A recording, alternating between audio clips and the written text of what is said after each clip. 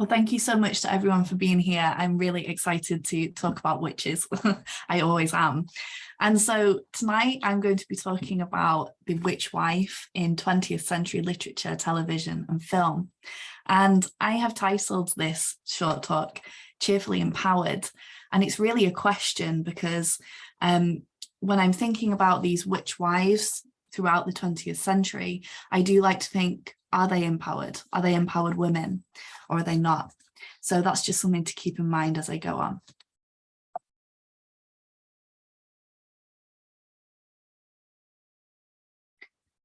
So during the 20th century, the witch wife character emerged as a popular and domesticated iteration of the witch, notably appearing in films like Bell, Book and Candle from 1958 and in the popular TV series Bewitched, which ran from 1964 to 1972. And the influence of the witch wife character can be seen today in contemporary witch narratives. And the witch wife herself actually has roots in literature of the early 20th century. And so in her 2009 book, The Suburban Gothic in American Popular Culture, Bernice Murphy recognizes the 20th century witch wife as a notable figure of the suburban Gothic genre. Murphy suggests that the suburban Gothic can be understood as a subgenre of the American Gothic, and it arose in the period post-Second World War, and it, quote, had suburban settings, preoccupations, and protagonists. And in the suburban horror genre, horror, as Murphy says, invariably begins at home. And so accordingly, the witch wife materializes at this time as an embodiment of many different social anxieties relating to women's place in society in these post-war decades. And the images on the screen here are of Samantha in Bewitched. The top image is of her house, which is situated at 1164 Morning Glory Circle. It's a lovely house in the suburbs.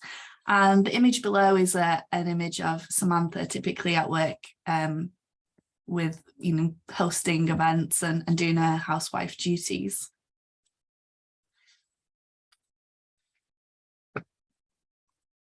So Murphy considers the contrasting aspects of the domesticated witch wife, and she asserts that when a feminine ideal of such ideological importance in post-war American society as that of the modern, ultra-domesticated housewife is suggestively combined with that of the disruptive, archaic and powerful witch, the resulting hybrid figure has the potential not only to tell us a great deal about the conflicted position in which American women often found themselves during this time, and it also speaks to more cultural anxieties regarding gender roles.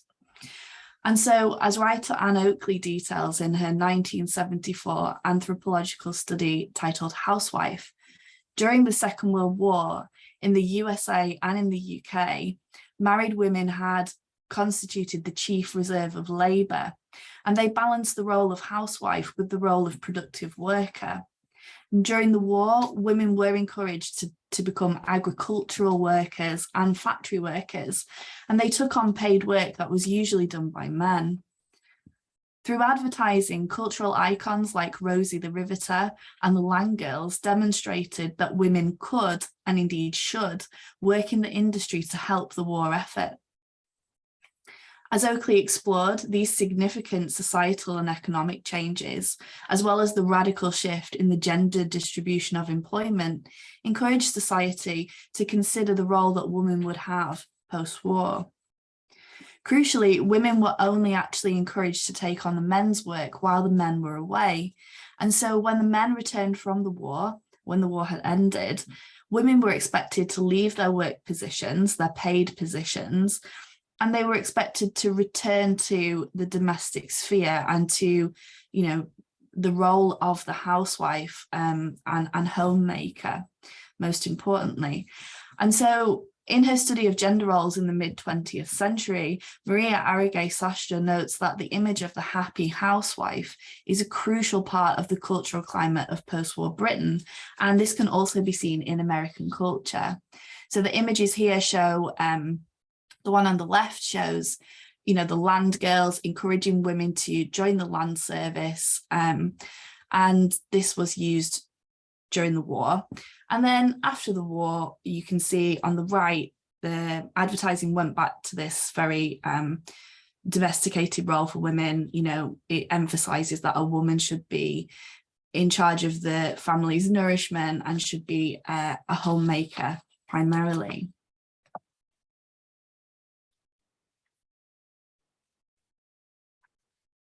And so in the 1930s, the witch was typically depicted as a malevolent fairy tale hag. And this is exemplified by the evil queen and the witch in Disney's Snow White and the Seven Dwarfs from 1937, pictured in the top left. And also by the Wicked Witch of the West in 1939's The Wizard of Oz. And you can see the Wicked Witch of the West in the bottom left. And so these monstrous, malevolent depictions of witches as child killers were influenced by fairy tales and by folklore alike. And in the early 1940s, cultural ideas of the witch began to change. In 1941, American writer Thorne Smith's novel, The Passionate Witch, positioned a witch as a love interest and wife to a typical American man. Smith was known for writing comic fantasy fiction, and he is perhaps best known for his Topper novels, one of which was made into a film starring Cary Grant. Smith's risque novels were incredibly popular, and in 1942, The Passionate Witch was adapted into the film I Married a Witch, which starred Veronica Lake, and that's pictured here in the central image of Veronica Lake at her cauldron. And so in the film I Married a Witch, it tells the story of Jennifer, a witch who was burned at the stake in colonial Salem. And the dying Jennifer curses the descendants of the Puritan Jonathan Woolley, the man who accused her of witchcraft. And her spirit is then imprisoned beneath a tree. And so centuries later, in 1942, the spirit of Jennifer is freed when that tree is struck by lightning. And so the newly embodied Jennifer uses witchcraft in an attempt to seduce Wallace Woolley, the descendant of Jonathan Woolley. And after a series of events influenced by her own spells and potions, the pair actually fall in love and elope. Jennifer means to seduce Wallace by using a love potion. She wants him to fall madly in love with her. And actually what happens is she drinks her own potion by accident and she falls in love with him. And so they get married, and Jennifer uses her witchcraft skills to actually rescue and protect her husband's political career. The end of the film reveals that Jennifer and Wallace have a happy conventional marriage, and they actually have children of their own. And I think, interestingly, the film was really well received. Some of you may have even seen it. It was really enjoyed by audiences, and it was nominated for a 1943 Academy Award. And lots has been written about I Married a Witch because it really influenced that changing perception of what a witch is.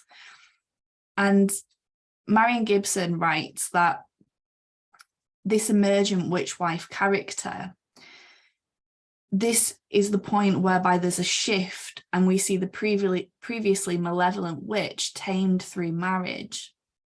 And indeed, in I Married a Witch, we see the vengeful Salem witch Jennifer literally transform before our eyes into a suburban wife and mother. And importantly, Jennifer actually finds happiness in this lifestyle.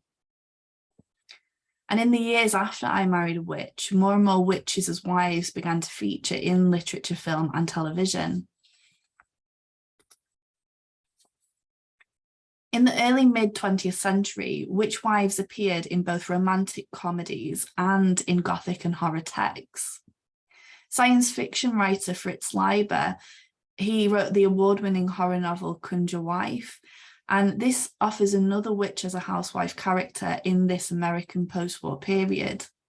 Narratively, this novel actually associates most, if not all, women with witchcraft. And it also emphasizes the various demands that were placed on wives during this period, especially on housewives. And so Conjure Wife, the novel, tells the story of Norman Saylor. And Norman is a college professor based in New England. And he discovers that his wife, Tansy, practices witchcraft. And Norman is very unhappy about this, and he actually forbids Tansy from practicing witchcraft, and he makes her burn and destroy all of her protective charms that she had secretly placed around the house. And so when Tansy's protective magic halts, Norman actually encounters a series of catastrophic events, and they threaten both his career and eventually his wife's life. Without Tansy's protective magic, Norman is incredibly vulnerable. Tansy actually becomes corrupted by a malevolent entity as well.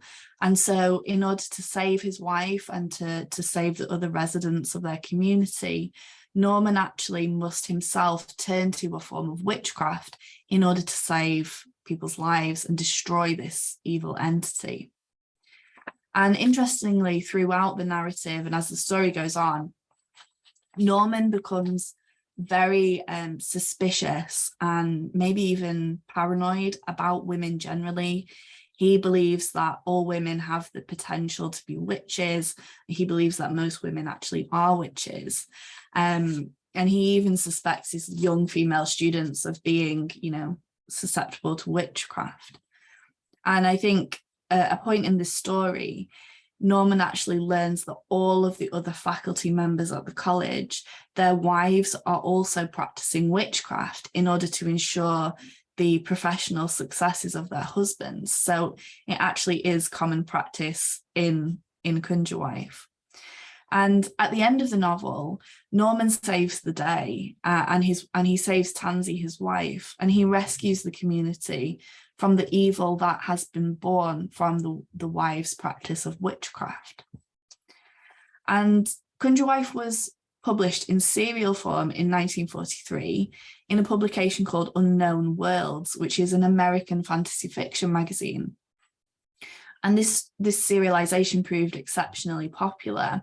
And in 1944, so a year after, the story was actually adapted into a film titled Weird Woman, which is one of the first of 3 adaptations of Conjure Wife. So you can see on the slides on the left, this is a still from the 1944 adaptation Weird Woman. The image in the middle on the top right, they are images from Night of the Eagle, which is perhaps the most well-known of the adaptations. In the top right image, this is the point where Tansy is being instructed by her husband to, burn her various protective charms. And there was another adaptation in 1980 called Witch's Brew, which was actually a very loose adaptation, and it starred Lana Turner. And so in 1953, Conjure Wife was published as a novel. And the 1943 to 1953 publication date of Conjure Wife coincides with the establishment and the growth of suburbia in the American post-war era. Murphy discusses how this considerable shift in the basic living pattern of American society contributed to the emergence of suburban Gothic narratives at this time. Crucially, Conjure Wife was written and published in a period when women's place in the home and women's place in society was being debated. And so I think that is a context that makes the rhetoric of the novel and the character of Tansy particularly very interesting. Through witchcraft, Tansy is able to manifest significant power, which helps her husband, but it is a power that he deems to be unnatural, unladylike, and uncivilized. And so, as I mentioned earlier, a suspicion of wives and a general mistrust of women pervades the story. And the employment of witchcraft as a specifically female practice, it seems to endorse a misogynistic conservative view that women, and particularly wives, should be controlled and disciplined by their husbands. And though Liber presents a witch as an ordinary professor's wife in an ordinary American small town, this narrative shows, as James Goho observes, that there is power and horror in the image of such a transgressive housewife. And here are just two quotes from the novel which demonstrate Norman's suspicion of his wife. I think they're very interesting. The first quote happens on page 96. He looked at Tansy's sleek hair and moon-glowing eyes. Of course she's a witch, he thought lightly. And then later on, he just simply proclaims all women are witches. And I think that just gives a perspective into the narrative of this text. And so the majority of witch-wife narratives in the 20th century metaphorically consider women's use of and their rejection of power. And as Murphy contends, the witch's wife narrative has consistently been torn between initial delight in the freedom and power represented by the independent witch and a final, purportedly laudable repudiation of these privileges in favour of a life decidedly more commonplace in domestic fulfillment. And she evidences examples of Bewitched, I Married a Witch, and Bell, Book and Candle.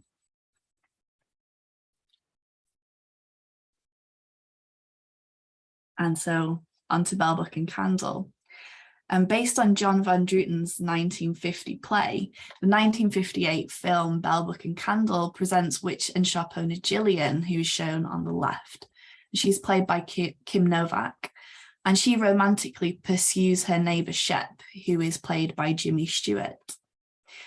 Gillian doesn't want to be a witch, and her rejection of her witch identity has been read as an attempt at assimilation. Gillian pursues romance, even though she knows that witches lose their magic if they fall in love. Yet Gillian falls in love with Shep, and when she does, she becomes able to blush and to cry, two things that witches are not able to do. And writing about this film, Heather Green compares Gillian to Jennifer in I Married a Witch, writing that the significance of power loss being defined as the ability to blush and cry cannot be understated, as they are both symbolic of demure, feminine, emotional expression. Like Jennifer, Gillian exchanges her freedom of expression and innate power for the conventional emotions and behaviours associated with modest femininity. And actually, Gillian's dress also changes throughout the film. She starts off wearing very sexy, clingy black dresses. And as she becomes more like a conventional human woman love interest, her costumes change to reflect that, and she dresses more conservatively and perhaps a bit more femininely. And Green notes that playwright John Van Druten spent much of his life obscuring his queer identity.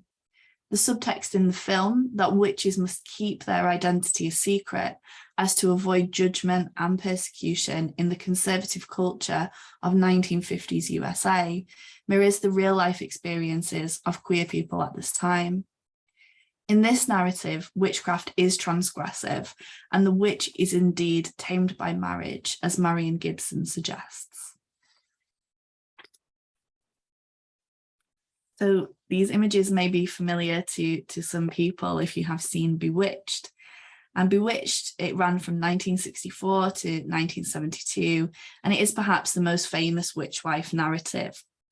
And though many witch-wife narratives do conclude with the witch having to surrender her power or lose her power in some way, either for the sake of love or the sake of marriage, Bewitched offered a slightly different, but arguably equally restrictive and conservative view of women and extraordinary power. And the popular series concerns couple Samantha and Darren, shown here on screen. On their wedding night, Samantha confesses that she is a witch. I'll now play a short clip from the pilot episode of Bewitched. If you could just bear with me 1 second, thank you.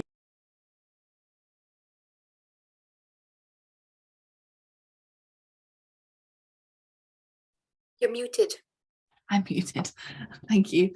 So at Darren's request, Samantha promises not to use her powers, and that happens shortly after the clip we've just seen. Samantha's attempts to conceal her powers and her witch identity actually propel most of the plots of the episodes. And though Samantha doesn't give up her powers when married, she does suppress them. And as a couple, they do hide their true identity from their community. Nevertheless, Samantha experiences and participates in quite a typical life for a young housewife in 1960s suburbia. As Samantha hides her true identity in order to appear as a normal wife, the series has been interpreted as allegorical, metaphorically representing the struggles faced by interracial couples, interfaith couples, and by LGBT people in this era.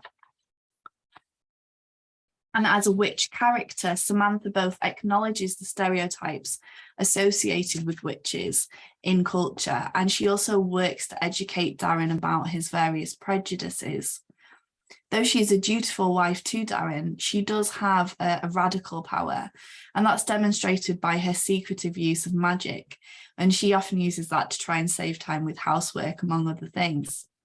The series then engages with contemporaneous second wave feminist debates about women, labour and domesticity. In the Bewitched episode, The Witches Are Out, Samantha advocates for a more diverse representation of witches. Samantha and her two witch aunts demonstrate with signs that say people are witches too, in an attempt to steer advertising professional Darren away from perpetuating these entrenched stereotypes of witches when he's doing a project at work.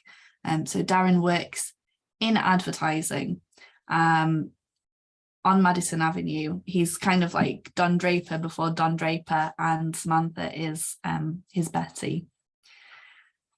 And as you can see from these two images here, Samantha's signs use language that was seen in the protest signs popular during the second wave feminist period. In the 1960s and the 1970s, this was a period of time in which women and feminists were engaged with concerns regarding gender equality, women in the workplace, women in domesticity, and reproductive rights. In 1964, feminist writer Betty Friedan contemplated the representation of women and housewives in the article Television and the Feminine Mystique. Writing for the TV Guide, she says, "Television badly needs some heroines. It needs more images of real people to help girls and women take themselves seriously and grow and love and be loved by men. And television decision makers need to take real women more seriously, not for women's sake, but for their own. Must women only be used as diaper and pot holders for the male news commentators?" And so thinking about this, thinking about her view on this, Samantha does yield to her husband in light of her use of witchcraft and magic. But she's also a clever, really multifaceted heroine, and she has many different talents, and she has lots of different interests aside from housework, witchcraft and her witch heritage being just one of those things. And so, to use Friedan's phrase, Samantha is a heroine in the respect that she embodies a complex subjectivity at a time when unconventional and literally powerful women were scarce in television. Something I think is really interesting about this period is in popular culture and television specifically, a number of supernatural housewives manifested. And so I'm thinking of I Dream of Jeannie and the Addams Family and the Munsters all feature a supernatural woman, a supernatural mother. And I think that's really telling of kind of social debates happening at the time, especially in relation to feminism and gender roles. The 1973 George A. Romero film Jack's Wife, which was also later titled Season of the Witch and also Hungry Wives, has an interesting history. Initially conceived of as Jack's Wife, infamously, the film's distributor cut scenes and marketed the film as a highly sexual story of wives who have a voracious sexual appetite. In truth, the film actually depicts a clever consideration of the discontentment experienced by American suburban housewives in the early 1970s. In the film, Joan Mitchell, who is shown on this slide on the left-hand side, is the wife of Jack Mitchell, and she is an unhappy housewife. She has grown-up children and a violent husband who is frequently away on business trips. Marion, a glamorous and confident newcomer to the community, actually introduces Joan to the idea of witchcraft. Throughout the film, as Joan seeks personal fulfillment, she actually also experiences terrifying nightmares of a masked intruder. And Joan actually becomes really traumatized by these terrifying images and scenarios. And Joan actually shoots and kills her husband when he unexpectedly returns home early from a trip. After her husband's death, Joan is initiated into Marion's coven, and she appears really happy and fulfilled. And though there are not supernatural elements in Jack's wife, Joan is a practicing witch, and she engages with witchcraft as a ritual, almost religious practice. Her interest and foray into witchcraft as a practice provides her with self-confidence and also a network of like-minded women who, most of them are housewives. For this witch wife, witchcraft is a significant part of her journey towards self-actualization. Liberated from her abusive husband, Joan quietly revels in her newfound social status as a witch in a coven. When at a party she's complimented on looking very young and attractive, she sort of coyly admits that she's a witch, and it's a really interesting scene. And in this film, witchcraft as a New Age religious practice is an important tool for the demoralized housewives to develop their social relationships.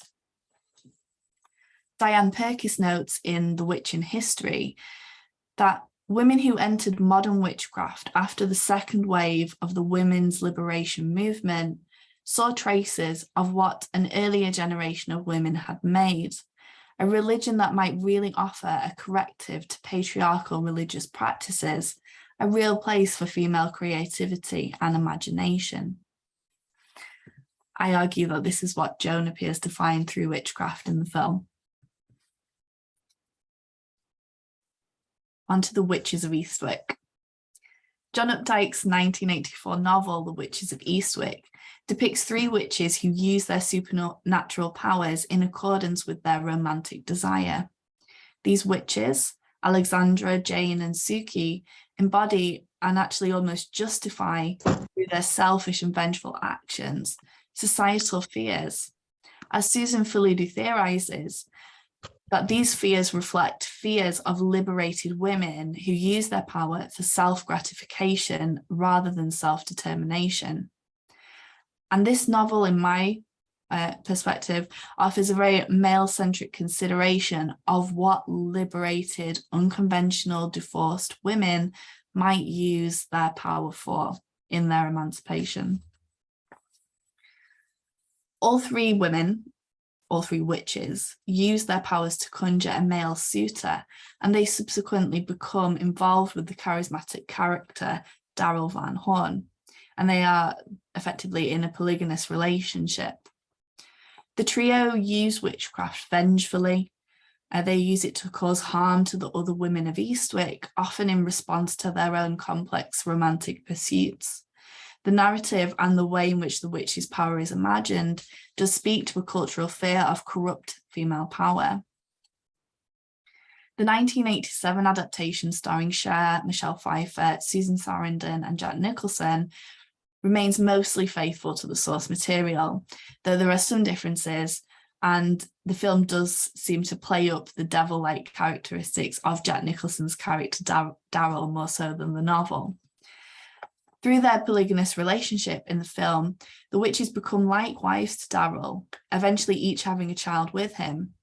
And towards the end of the film, the witches recognize Daryl's malevolence, and they destroy his monstrous form because he becomes a real threat. yet Daryl still lingers as a haunting presence in their lives. And if you've seen the film, the television flickers on at the end and his face is there as if to say, you can't escape me, the ultimate patriarch. And I believe that the Witches of Eastwick's feminism is quite ambivalent. Heather Green writing notes that author Updike was celebrated by some for his expression of female empowerment, thriving within patriarchal structures. Yet he was also criticised by feminists, by modern witches, for the book's depiction of misogyny and the treatment of unattached women as evil witches. Interestingly, the novel has inspired many different adaptations. It's inspired stage plays, musicals, 2 television series, which I think really demonstrates the impact of these particular witches upon popular culture.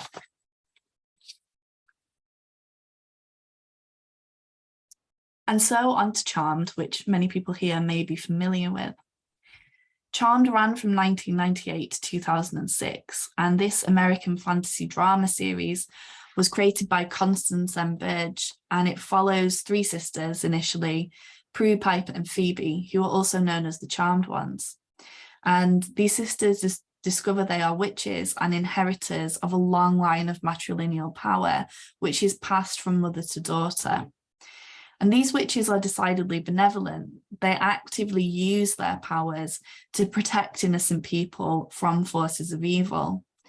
As the series progresses, each of the sisters must reconcile their identity as witches with their desire for either professional success and/or romantic fulfillment. In the book Investigating Charmed, The Magic Power of TV, written in 2007 and edited by Susan Wolfe and Karen Beeler, they interrogate Charmed's engagement with the concerns of second wave feminism. And for it's my contention that the 3 protagonists, their actions and the narratives seem mostly concerned with the question of, can women have it all, and the idea of have it all feminism. Must women choose between having a successful career and a happy family, or can women have it all? And an episode of that is particularly interesting in terms of the character of the witch wife and the witch wife's influence is the season 4 episode 12 episode Lost and Bound, which aired in 2002. And for context, during the 4th season, Phoebe becomes engaged to Cole. And at the beginning of this episode, Phoebe articulates her anxiety about marriage, and she also articulates her fear of losing her identity when she becomes married. So I'll now play a short clip from this episode.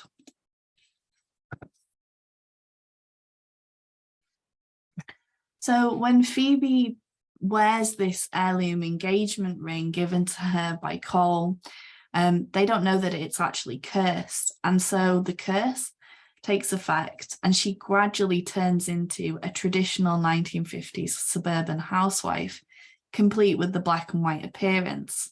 This itself is a reference to Bewitched, which originally aired in black and white. And we see here that Phoebe, through accepting this proposal, actually turns into the very thing that she was scared of being. She vocalized and expressed her anxiety about losing her identity and becoming a housewife who's concerned with housekeeping.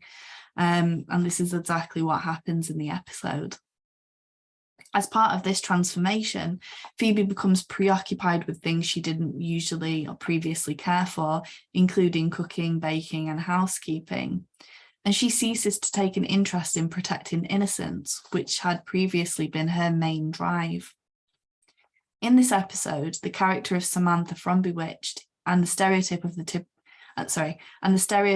the typical housewife are evoked simultaneously to communicate this modern woman's fear of domestic servitude, marital oppression, and the patriarchal erasure of women's identity and power.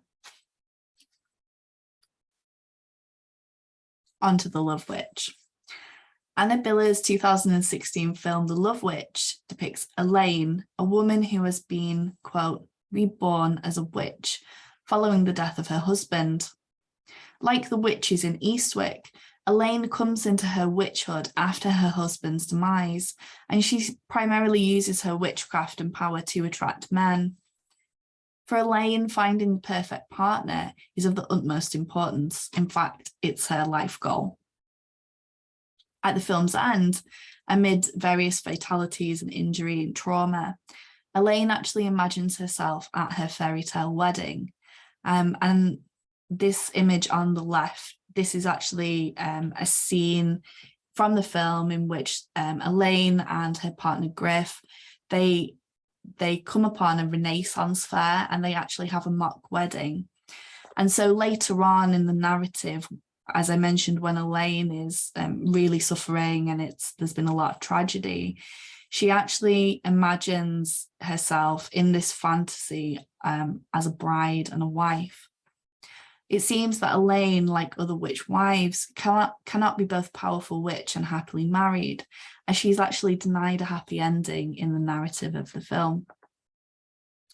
The setting of The Love Witch is ambiguous. It seems to operate within a 1960s context, with the occasional contemporary reference and the inclusion of iPhones and a couple of other things. And there's the character of Trish, who is Elaine's friend. And Trish acts as a modern feminist perspective that counters Elaine's commitment to purely pleasing men. And as such, Trish regards Elaine as being old-fashioned and actually quite misguided. Increasingly, modern witch narratives evoke or reference the witch wife archetype to comment upon outdated gender roles.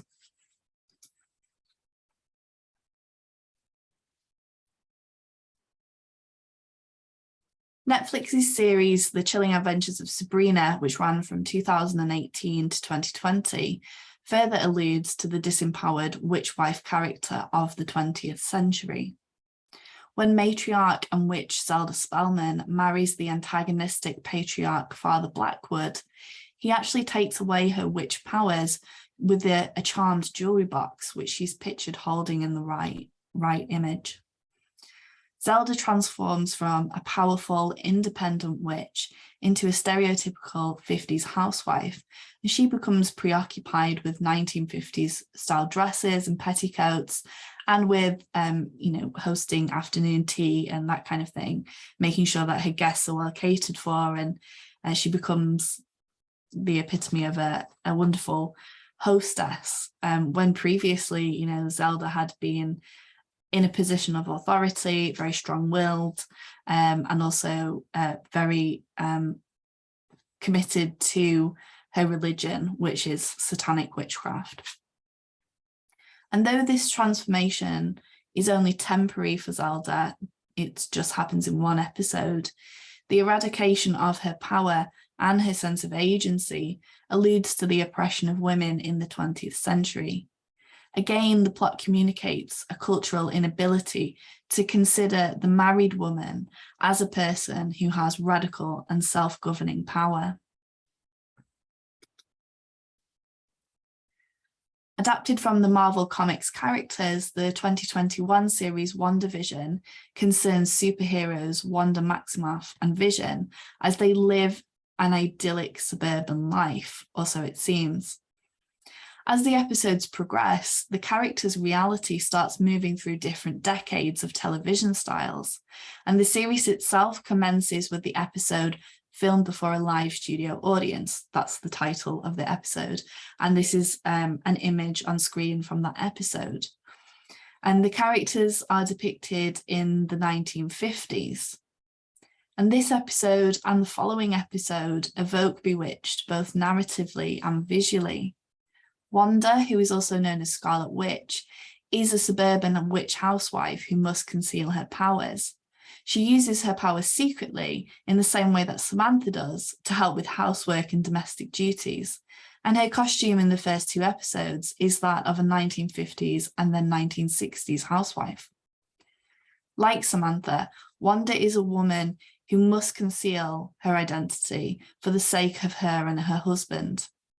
Wanda is the character who has the magical power, but she is also the character who benefits most from using it. The fact that Wanda feels she must resort to using her witch powers in order to be the perfect hostess housewife acknowledges the intensive labour that was carried out by housewives in real life, and how their performance and how the housewife's role greatly influenced the social standing and their career progression of their husbands.